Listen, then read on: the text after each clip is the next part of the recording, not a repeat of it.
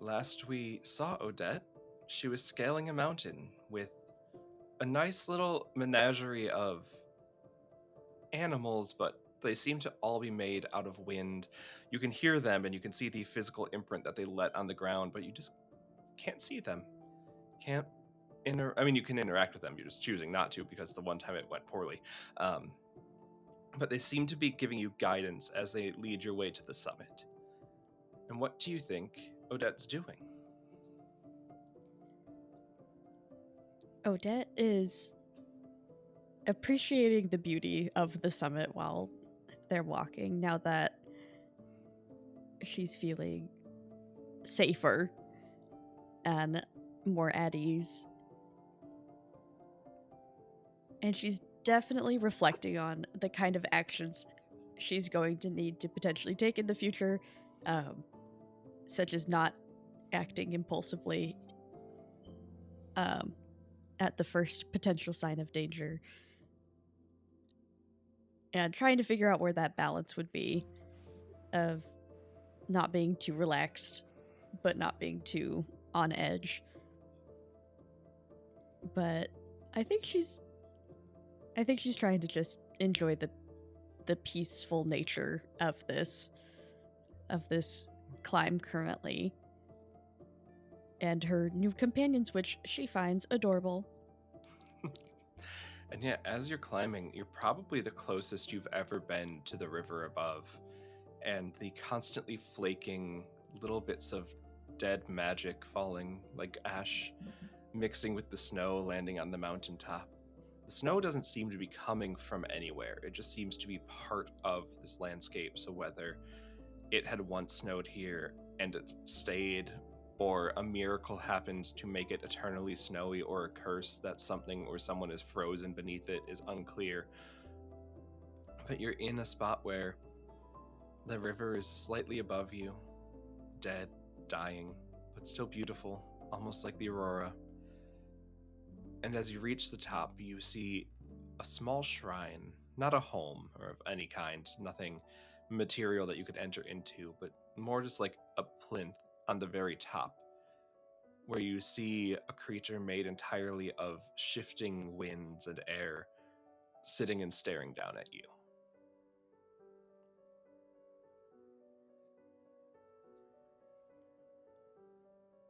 As soon as she is within an appropriate distance to have a conversation with this being, she will bow in respect and awe, just keeping in mind. I think she's doing as she was told to. Mm-hmm. Kind of stroke the ego a little bit of this. If that's a move I could mayhaps try. Yeah, of course. And the vulnerability that she reveals is that she is desperate. Okay. There is a look in her eyes as she does this bow that the gravity of the situation is hitting her, that this is most likely her only option to move forward. Mm-hmm. And I think that mortal mind gives it away. Yeah. Then you would see this being stands up, which is hard to really see as it just kind of goes from sitting to standing by the winds changing and the position of the limbs rearranging, and then very playfully dances on the wind to over where you're like bowing in front. Oh, so I don't need to blow you off the mountain. That's fun. Thank you for your mercy.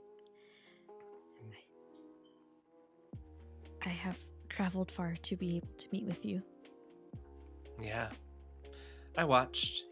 You tried to eat one of my friends. I don't like it when you eat my friends. I beg your forgiveness. It was an accident, and I am deeply sorry. I meant no Okay. disrespect. Well, so you want to be able to fly, right? Even momentarily, just to get to the tower. Okay. Okay? Yeah. Just jump off over there and you'll be able to fly.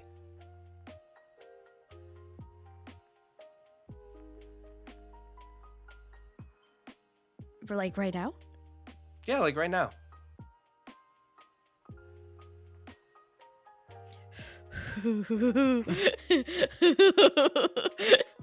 Okay, first of all, love her. Love this attitude. If I was a god, this would probably be me. Just be like, yeah, have fun. Can I roll to recognize a god real quick? Oh, for to sure, be 100%. sure that this is her. Because if it's just a random wind spirit being like, yeah, I could do this, and then can't, that would suck. Okay, let's see. Okay, I'm guessing I'm in or near their domain. Oh, 100%, yep. Sick. And we'll keep in, you're familiar. It's still not bad if you don't know, so +2. Ah, dang it. Okay, so that's an overkill then. That's a 10. Okay, so on an overkill at 10+, you realize your divinity is actively trespassing against them right now.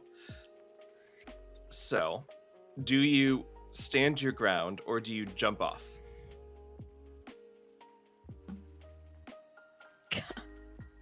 I don't think it's without hesitation. Mm-hmm. But she will say,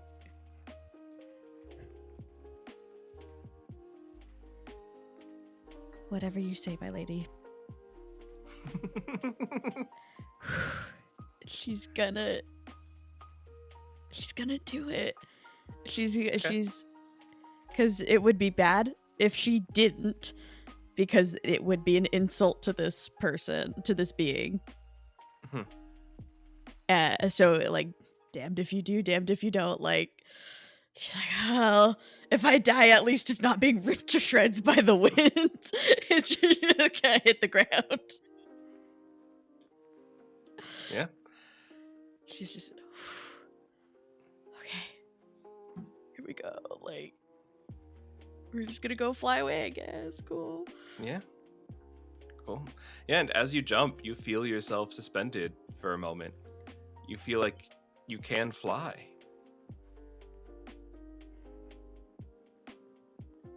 And then you feel falling. No. You feel falling, but there's no ground beneath you. Almost like you are falling eternally, with no land to land on, nothing around you to grab, and nothing to prevent you from accelerating further. Well, you really do whatever you're told, don't you?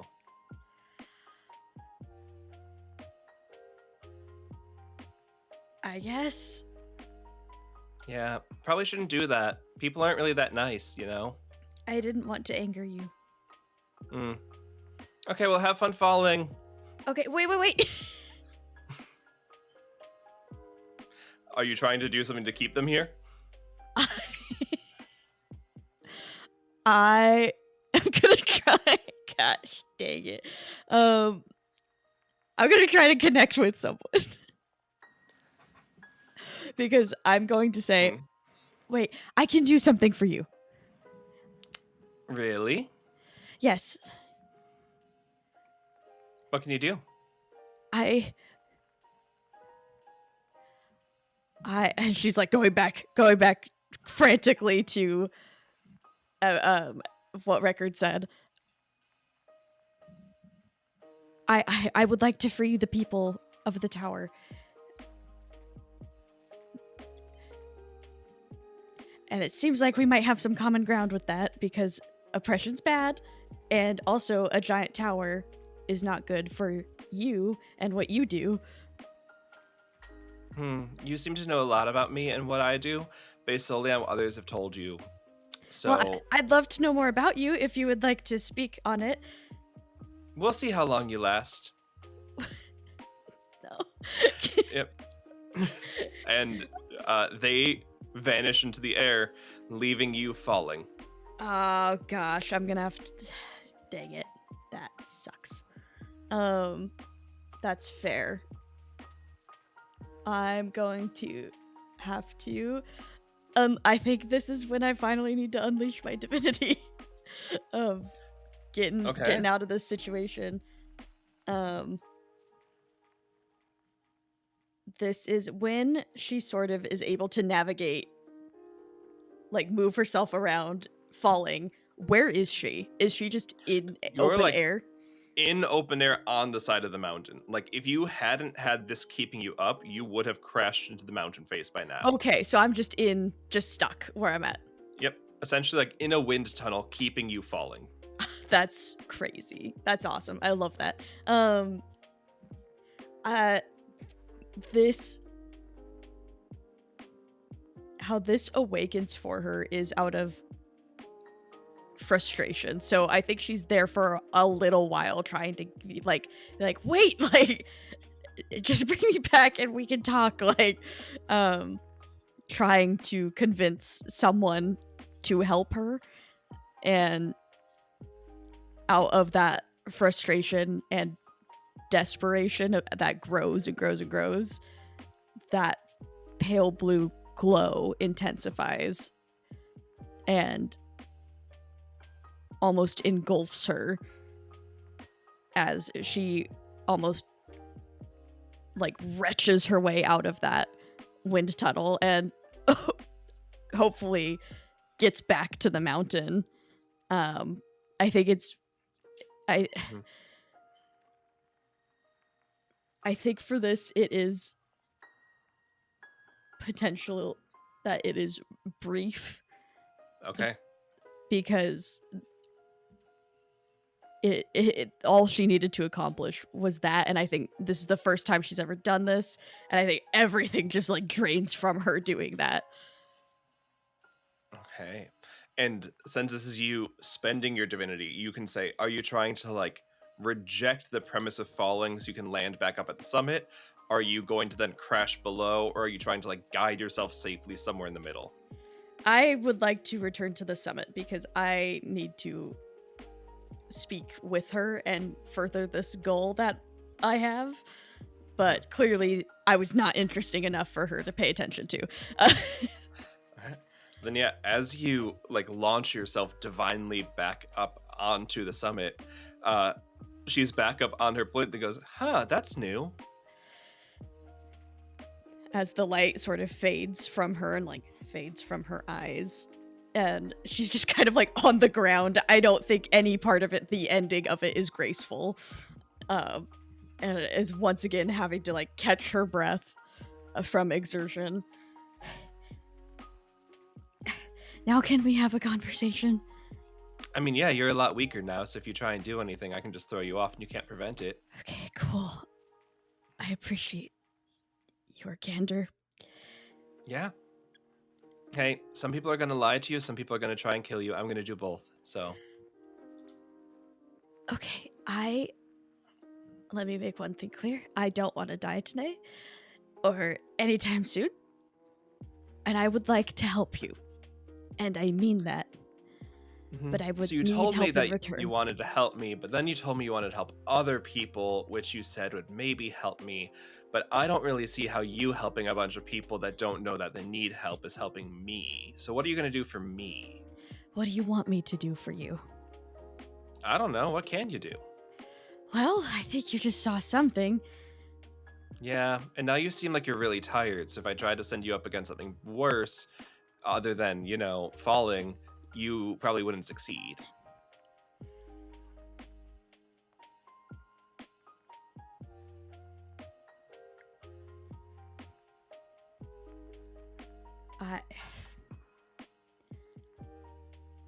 I do want to help you. And I do want to offer what I can to you. All that I currently have is comfort. She was nice. I agree. Yeah. Let's see. What do I want? And she like just starts like floating in the air around, like dancing almost like on point as she's going. What I would want to do is not die in the God War. So if you could make it so that I can never die, that would be super cool and helpful. However, I don't know if you can do that because you can't even seem to stand up right now. So the other thing I would want is the river to come back because I'm tired of having to use my own resources when I used to be infinitely powerful. So there's that. Um, I guess I also wouldn't mind absorbing one of the other gods. So if you could find a weak god and bring me them for me to consume so that I can take their domain and I could expand my own influence, that would be a huge power. Anything like that sound helpful to you? Anything like that you want to do? I mean, I'm sure the river is beautiful when it's working. I don't want you to die in a god war. Is there a god war? Are you all really that sheltered over there? I thought it was over. No. It's never ending, because even those of us who are smart enough to not get involved are now running out of power. And that means someone is going to have to steal it from somebody else if they want to keep going. The only way the God War ends is when everyone is dead, or we fix the river and build the cradle. But none of us can seemingly fix the cradle, so means that we're going to keep going until we're the only one left. Okay, that doesn't sound good. Wow, you are just as smart as they say you are. Huge congrats there. Thank you.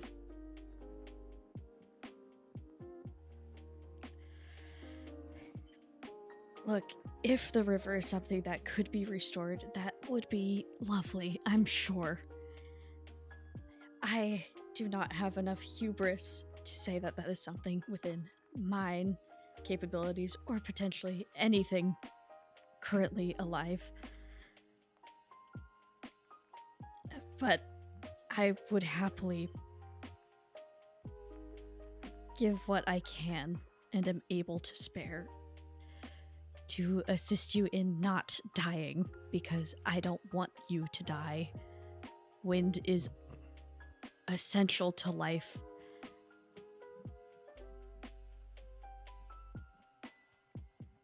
And do you think, this is an out-of-table question then, do you think you want to manifest a miracle then? I guess so. Yeah, because if you're wanting to give of the divine what you have, you Yeah. can manifest a miracle sacrificing your power Comfort. of respite from Yeah. comfort and giving it to the god of winds. I think that's what I would do because I had already offered it. Mm-hmm. And how that would manifest is a sort of warmth Odette hasn't noticed that she's had in this cold starts to fade, and it goes into, as she almost knows exactly in this moment what she needs to do, is she reaches into her bag and gets out the coal that is now an ember again. And that cold sets into her as the warmth goes into this ember, and she offers it to the goddess of wind. Huh. That's interesting. Okay. And almost as soon as she says okay, you can feel it like pulled out of you so that you do not have a chance to change your mind. This is gonna be nice. It's been a while since I was someone's favorite. And like on favorite, you feel like the cold wind around you turns to like a nice breeze, like a one that you'd get in the middle of summer that like revives you a little bit. Huh. So you've given me more, which is what I asked for. So I suppose I'll help you now if it's interesting. So why do you want to free these people? Because they've been lied to. And You've been lied to. Yes, I and lied to you about jumping off the cliff, and you're not in a problem. their whole worldview is wrong. You could say that about anyone, though. I understand.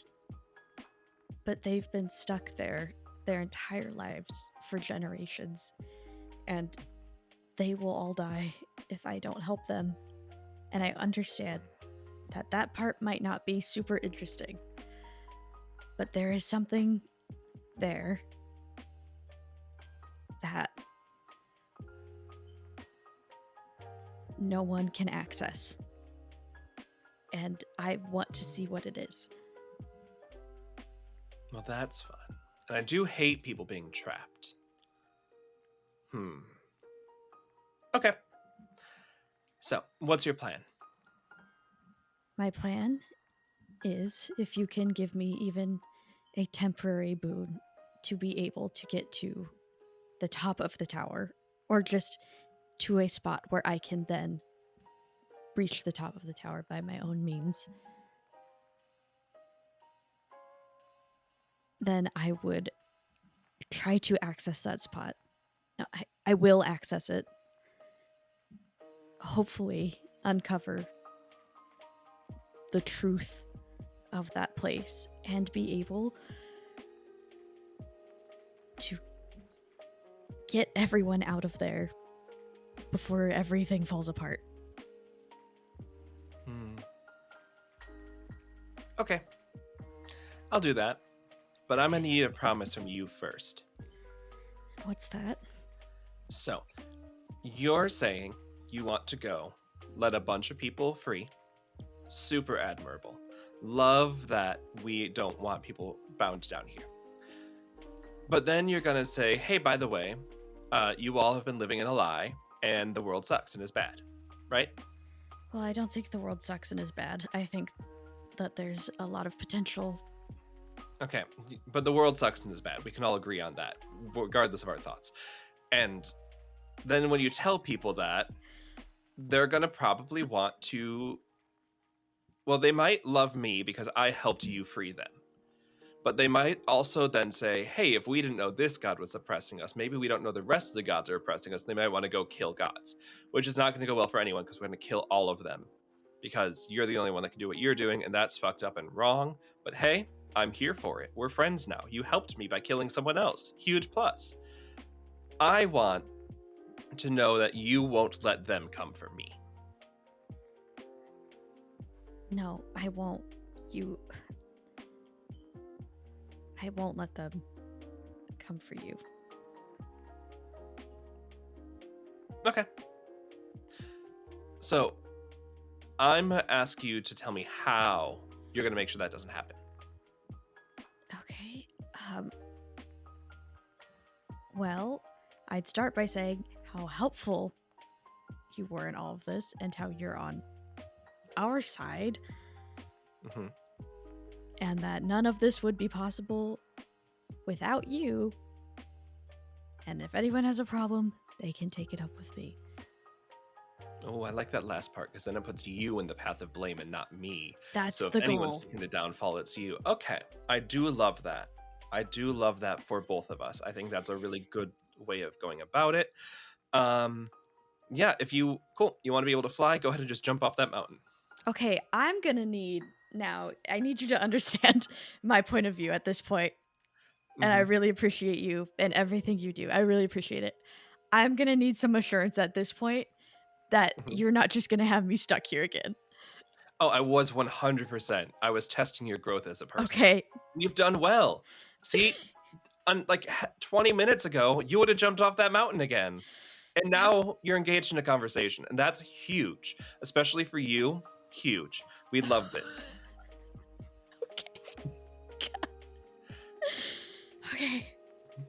I think this is gonna be a little bit of the leftover divinity that she used and the power that was removed from her, because that was a lot of things she's never done before. And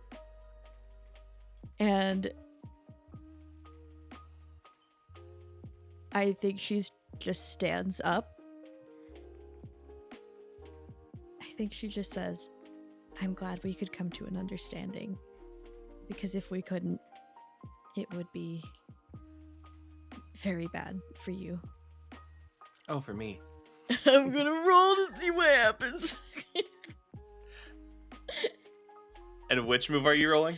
Spare a god. Okay. Without knowing it, you're trying to... Okay. I'm trying, yeah. I really don't know their downfall. Like... That's okay. Go ahead and roll it, and we'll see what happens. I rolled an 8. Okay. So, then with that, they laugh, because on for anyone that can't see, on a 7 to 9, they perform a single favor of your choosing, such as lifting a curse or performing a miracle. So, with just a vague threat of, this would be bad for you, the God of Winds laughs. I don't think it'd be bad for me, considering you're the one that's, well, here. But I'll hold up our end of the agreement. And you feel one of those, like, flying creatures hit into the back of your back. And then you feel like the wind stretch out from there. And it feels like you have your own incorporeal set of wings. Thank you. And I do intend to hold my end of the bargain. Yeah. Yeah, just go jump off that mountain and you'll be able to fly now. Nope, I'm gonna walk down this mountain, actually. And I will save this for when I need it. Okay. Sure. Best of luck. Don't die. Same with you. Oh, I'm not going to. Trust me, I've been here longer than most other people. I believe that. Yeah. Oh, what? You started to say something? I heard you. Nope. No? You don't want to finish your thought? I thought we're friends now. Odette, I thought we could talk candidly to each other. I was just gonna say, you seem really disinterested by the mundane, and that makes sense for someone who has been able to be interested for so long. Goodbye. And just separate. Gosh, she's so much better at ending a conversation than me. Oh god, I have so much to learn from her. And I'm fully descending the mountain without using these things. Like, okay.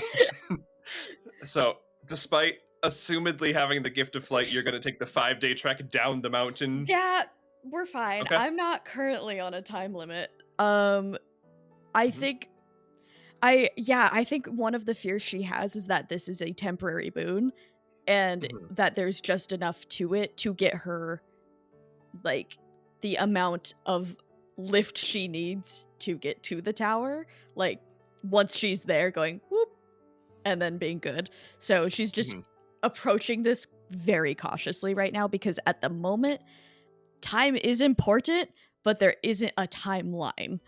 So she's like, I think I can sacrifice this time to make sure I can get there, or else we're back to square one.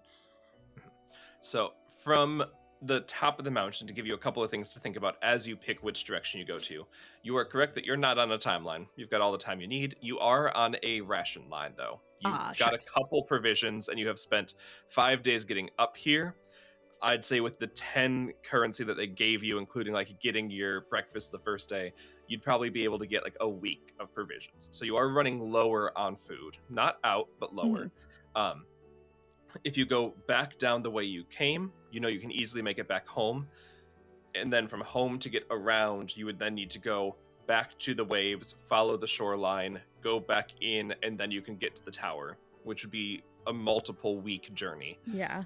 You also see that you're at the top of the summit, which you know faces the tower. You could always just climb directly down towards it, which would put you on the opposite side of that chasm from when you originally fell. So you would see them, like from up here, you can see the mirroring ground of where Comfort once lived, and you can see the deep chasm in the earth. You could go down that way. It would be a weird navigation, but you could always go that way. Or you could take what would be the quote-unquote easiest path directly back down into the unknown to the other side where you've never been, but also don't have any clarity on what resides there. I would descend a little bit to get out of this current situation. And then I would like to see if through the Wayfarer's Journal, if the garden is Mhm. potentially on that unknown path, because that would be a good place to potentially replenish, and it is a place of respite, and replenish, recover, restock. See if Mhm. that's something she could find. Based on the journal and also the studying of typography you did last time, you would assume it's somewhere down there. Okay. Like, probably not at the base of the No. tower. It'd be more like go down the mountain the same 5 days you did up the other way, and it's likely to be off in that distance, but it is likely on that side versus anywhere you've already visited. Okay, so it'll be on the unknown. Mhm. Okay, perfect. I think that's where we'll go, because I want to see what this garden is, because I've heard about it twice now. So I would like to see what's up with that. Okay. Yeah, then you start making your way down. What is the consumption rate, knowing that you're at least 3, if not more, days of food missing? It's very little. Like genuinely, probably just bare minimum at this current point. To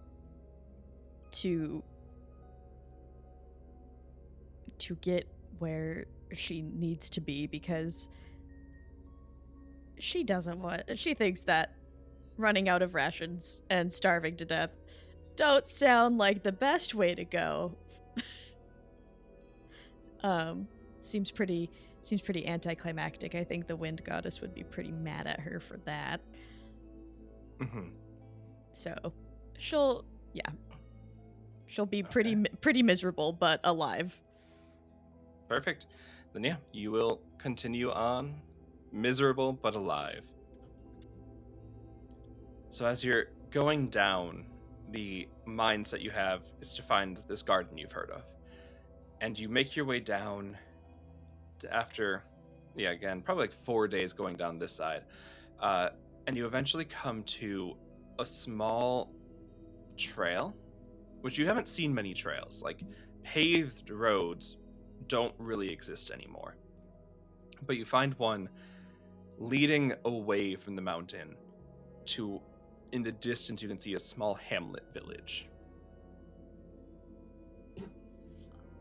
Good.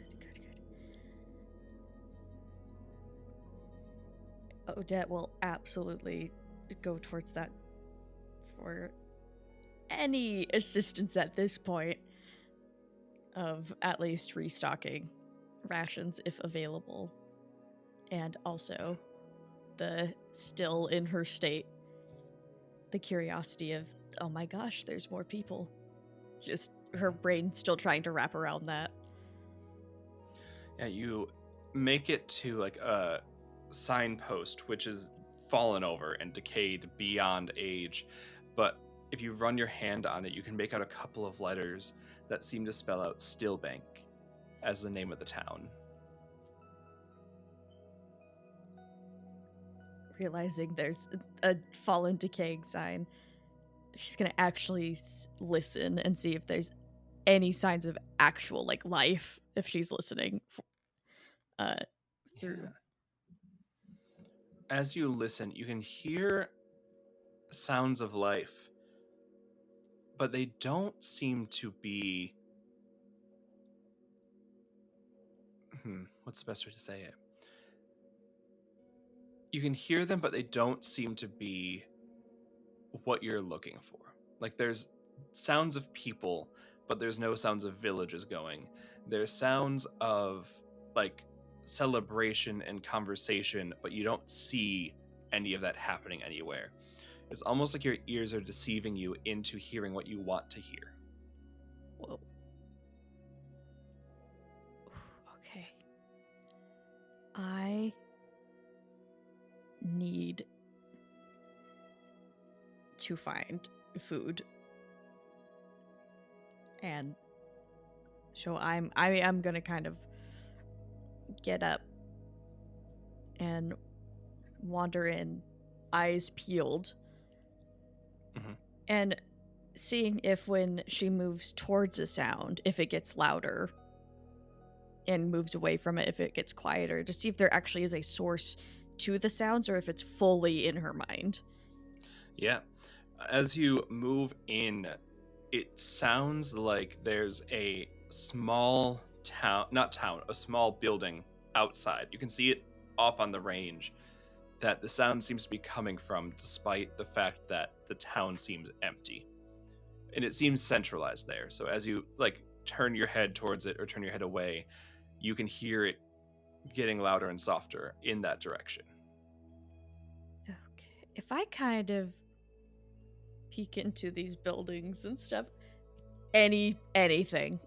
Is there anything in there, from provisions to people, alive or dead? No people, but there are, like, if you wanted to take clothes and such, you could find some things of those in drawers, not as weathered by time because they've been preserved a bit.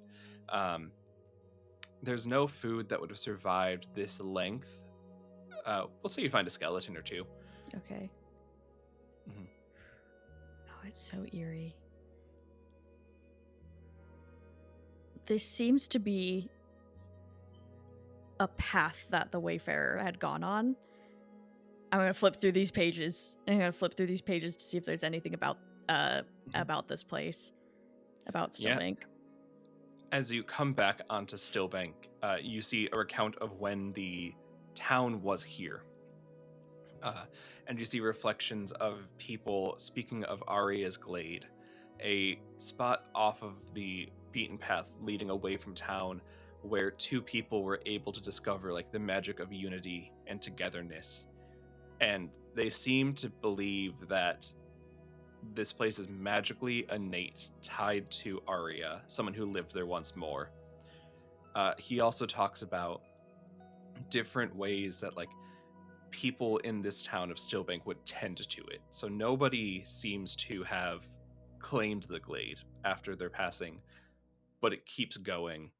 They said that one day a shrine appeared, but nobody seems to man the shrine. It seems like this spot is autonomously taking care of itself, but none of the people in Stillbank believed a god was taking care of it.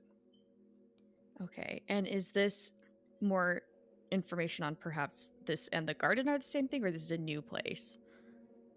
The garden is not far from here. Got it. Okay. Mhm. I'll try to see what this glade is. Mhm. And she is cautious and afraid of whatever she's hearing. Mhm. And does not want to investigate it at this point because she's learning. Mm-hmm. So as you get closer, the glade and the garden like are the same thing. So as you get closer to investigate food, you will be closer to hearing those sounds. Okay. Yeah, just not actively going towards like investigating that thing in particular. Got it. Okay. Then yeah, as you get up to it, you see that it's sprawling. Like Comfort's fields were dead. Like not dead, but the wheat had bent over. There was no production there. Here it's like green grass is flowing. There's a river that you hadn't even noticed etched through town, that it's so dried up that the water here is still natural and flowing through this grass. There are just endless fields of flowers that have shrubs and things. Often of them have berries, and there's just plants, living plants, several of them that you could turn into food, such as a wheat, some grains, but also like apple trees, orange groves. There's actual sustenance here, seemingly removed from time, as though nothing in the cradle has destroyed it.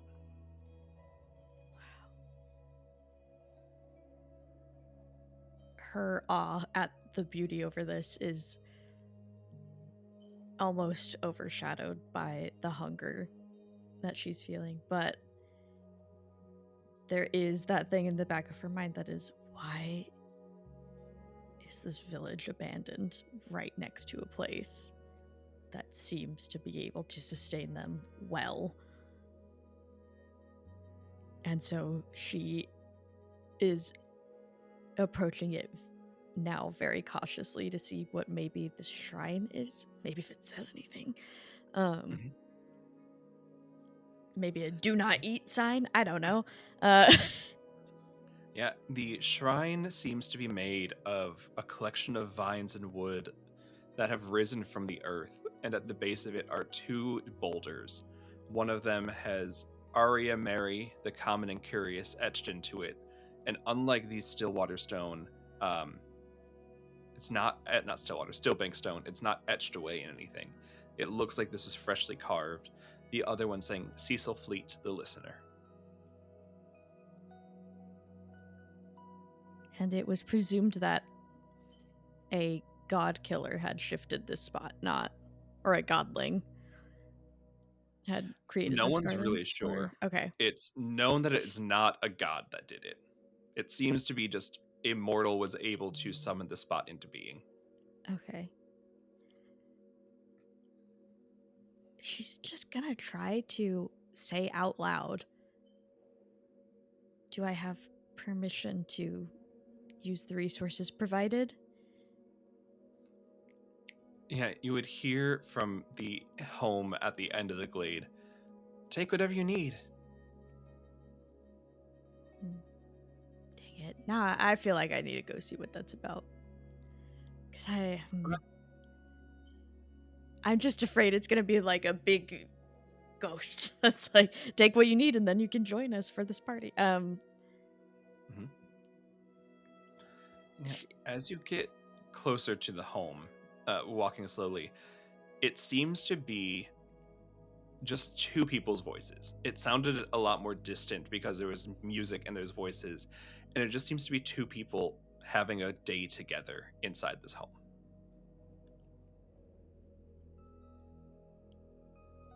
Arya, Cecil, is that you? Yeah. Okay. Can you tell me what happened to the village? Yeah, it got washed away in a blizzard a long time ago. Snowfall off the mountain, avalanche, crushing, all of that. Is that what the village looked like? Like that could have feasibly happened to the people there? No. Yeah. Like, it looks as though it was abandoned. Yeah. You haven't seen a lot of, like, avalanche falling and all, but it wouldn't be... Like, the amount of structure remaining there would not have been sustained if snow had come down. No, can you try that again?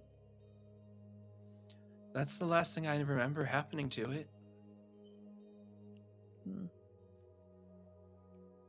And what did you do to create such a beautiful place? Oh, I just told the flowers I loved them. You're just... Okay. And it seems like presumably Arya is the only one that's spoken so far, or the... Correct. Yeah. Yep. Because Cecil's the listener. Is Cecil in there? Yeah, we get to be together.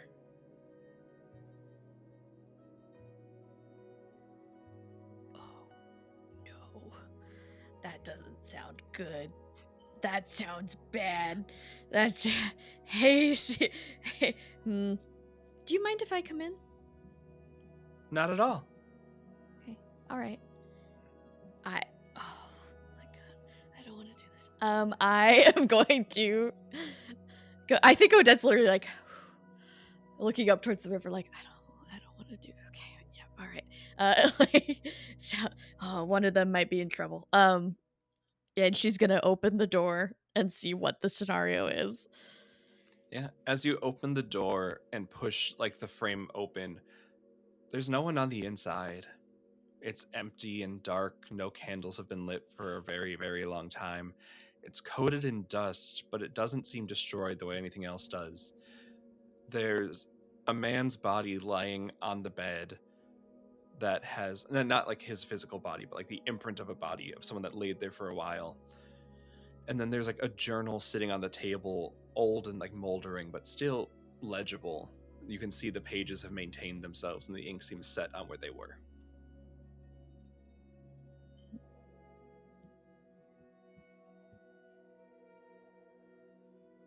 She's gonna look around and then reach out and open this journal. As you open it, the first page that you're able to come across that still is intact, like not all of the pages are there, but there's a few. It looks like a handwriting of somebody who's young, hasn't quite learned how to properly perfect their handwriting. Also, though, not many people would get to that level. So Odette, used to reading bad handwriting, is able to read it. And you see just someone said, "I found a beautiful wildflower today. One of those that goes away but always comes back. What are they called? And was it the same flower or a different one? If the flower goes away and then comes back, is it the same one? I'm sure there's someone who could tell me. A botanist or a wizard or someone that knows science and stuff. A nature talker could ask it and tell me druidically. Even some holy person could ask a god and then tell me religiously what the god had said.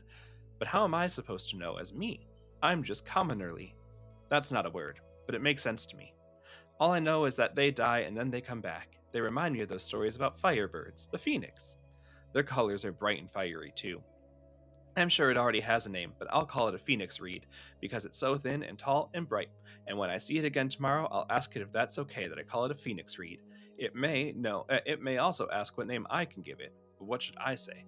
Normally, you need some sort of like title or office or something like that. Perhaps I can simply be me. Maybe me is enough. I'll answer, I'm Arya, the common but curious, who loves all common things and makes life beautiful. And that will have to do.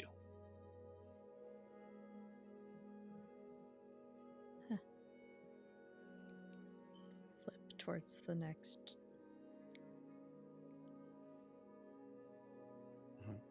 The next one is in a very different handwriting. It's much more paced, and it seems to be written by an adult. Arya handed me her journal, asked me to share my thoughts. She's never been great at that. Sharing. Thoughts too, I suppose. Most days I think only of Arya, and that makes me happy. Well, she makes me happy. She makes me feel all sorts of ways. She's more stubborn than a tree with a mile's worth of roots, but she's strong too. And the way she talks about her glade makes me wonder if I only have half a brain.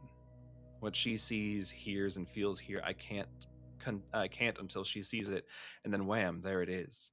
Like it was there all along, but I needed her to point out what was right there tickling my nose. Not really sure what she hopes I'll put in this, but she said to get it to the end of the last page. So I guess here we go. My name is Cecil. I spend most of my days here in Arya's glade. She hates it when I call it that. She says that it's nobody's and everyone's just like everybody. She talks about the glade like it's a person. She talks funny. She calls me common, but she says it in a way that it sounds like being called a knight or a king. It's so strange. She's strange. She calls herself common too, but Arya is anything but common.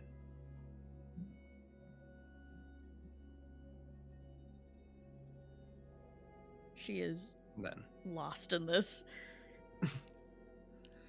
Then you would see one last one as though the journal hadn't been used for a while, and then turns to the last page of the book. It's been a full year since a flower was last seen in Arya's glade.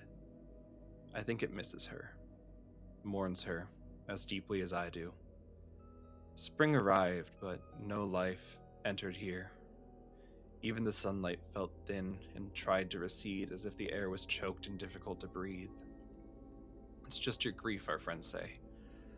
But I had learned to listen finally. To Arya. To the glade. And we're both grieving her. So for a year I consoled her love, tended to the fringes, churned the soil, fed the land with my sweat. And when I weep here for her, it's strange, but the sky always weeps with me. And our pain expressed brought rain and hope for life anew. Still nothing, though. I brought seeds, fertilizers, equipments, and even friends with willing hands. The glade grew green and the light returned, but still no flowers. Despair gripped me. How could I let her greatest love and treasure in this world fall to waste? But it was beyond me and my community, this I knew. So I prayed to many a god, consulted with holy travelers, and begged the stars himself. But still no flowers. Then I rediscovered her journal. I pored through the pages, every day reading them to the grass and the tree shoots, the weeds. I found a patience and gentleness with my desperation. When I found Arya again in her written word, the desperation waned. God's how I miss her. Then I began to speak with the glade, much as she once had done, speaking to it as a friend, as someone who understands. And now it's been a year, and we've shared that pain together. A year since the vibrancy and color of our world was stripped away. And what do I see outside today but her favorite of the wildflowers, the phoenix reed, stretching to meet the golden sunlight in the very center of the glade. Rest my common, Arya. Your glade and I miss you terribly, but we'll continue to bloom until we meet in whatever form we find ourselves after this mortal run. I love you.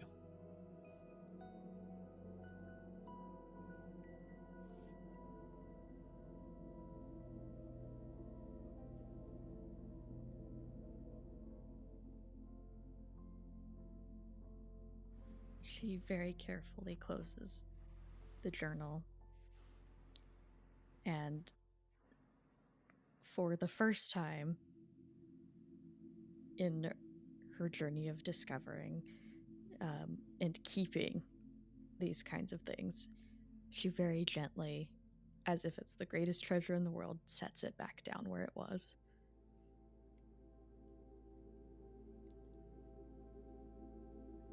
And we'll just look at nothing around. It says, "Thank you, Arya and Cecil. This is a beautiful glade."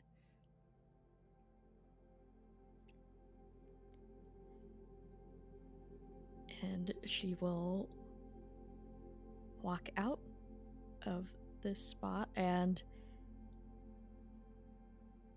very carefully she's going to take one thing and see what happens. Mm-hmm. 'Cause I'm scared and she's scared because of what happened with Comfort. Yeah, do you think it would be like some of the fruit or a wildflower, a grain? She's not gonna take anything she doesn't need, because that was explicitly said. You can take what you need. So I think she will pick a fruit and see what happens. But like the wildflowers and stuff, I think she would absolutely observe them and appreciate them. She's not gonna pick them. Mm-hmm. And yeah, as you walk outside the house again, you hear, as though from inside, the celebration the two of them are having continuing on. The one that you saw no signs of when you were inside yourself. And walking out to the fruit trees, are able to pick one, and as you pick it, nothing untoward happens. It's solid. It smells very fresh, almost like it has rain on it and it's ready to be clean. But nothing bad happens. Thank you. And she will restock only what she needs, what she would need for sustenance, and will absolutely just kind of take this moment of, this is a place of respite, according to the Wayfarer's journal. She will take this moment of respite, appreciate what has gone into this place, and will absolutely kind of stop and smell the roses a little bit during this, without taking up too much time, but just spending enough time here to get what she needs and to appreciate the effort that was put into this place. And in the back of her mind, she's just thinking about that village, and she wants to know what happened to it. But she doesn't think there's answers here for that, and that's not currently her goal. And so after spending some time here and getting what she needs, nothing more, nothing less, provision-wise, she will bid thanks one more time and leave. Okay. And as you leave, taking your steps off, You feel a very warm wind blow past you, almost as though the god of winds is reminding you that they can see you, but also laughing at you for being sentimental in a warm place. And then you hear a voice in the back of your head. Are you lost? Oh no, I know what this is. This was in, oh gosh, this was in the book, I think. Oh gosh, they're here.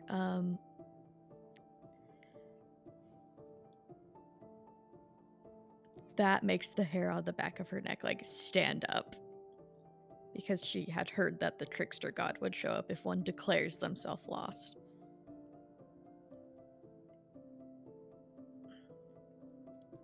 I'm not lost, thank you. I know where I'm going. Very well.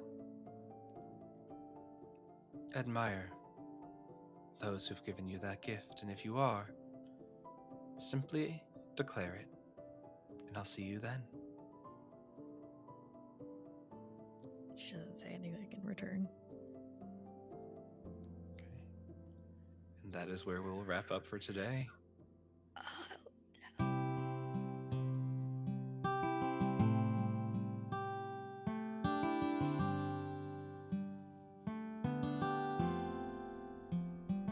Gotta love endings, aren't they great?